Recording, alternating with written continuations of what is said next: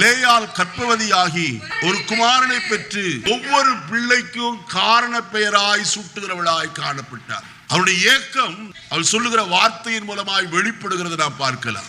மறுபடியும் அவள் கர்ப்பவதியாகி ஒரு குமாரனை பெற்று இப்பொழுது கர்த்தரை துதிப்பேன் என்று சொல்லி யூதா என்று என்ன செய்தால், இதுவரைக்கும் அவளுக்கு அந்த எண்ணம் வரவே இல்லை.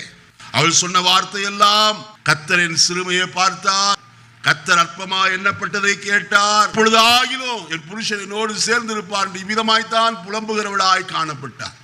ஆனால் என்றைக்கு அவள் புலம்பலை நிறுத்தி நான் கர்த்தரை துதிப்பேன் என்று சொன்னாலோ அது முதல் கொண்டு கர்த்தருடைய ஆசீர்வாதம் வந்தது. இன்னைக்கு அநேகர் இப்படிதான் புலம்பிக் கொண்டிருக்கிறார்கள்.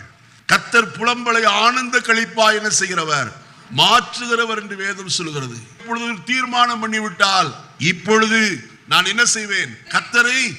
நம்ம எத்தனை பேர் இன்றைக்கு ஒரு தீர்மானத்தோடு இந்த இடத்தை விட்டு கடந்து போக போகிறோம். நான் இனி கர்த்தரை அதிகமாய் நான் துதிப்பேன், நான் இனி புலம்ப போவதில்லை, அழப்போவதில்லை, அங்கலாய்க்க போவதில்லை, மற்றவர்கள் மேல் குற்றம் சாட்ட போவதில்லை. நான் செய்ய வேண்டிய ஒரே ஒரு காரியம், இனி நான் கர்த்தரை துதிக்க போகிறேன். அவருடைய ஆரம்பம் துக்கத்தில் ஆரம்பித்தது, சிறுமையில் ஆரம்பித்தது, அற்பமா எண்ணப்பட்டதில் ஆரம்பித்தது. ஆனால் என்றைக்கு அவள் தீர்மானம் செய்ய ஆரம்பித்தாலோ அன்றையிலிருந்து வாழ்க்கையில உயரத்துக்குள்ள போகிறவளாய் காணப்படுகிறார்.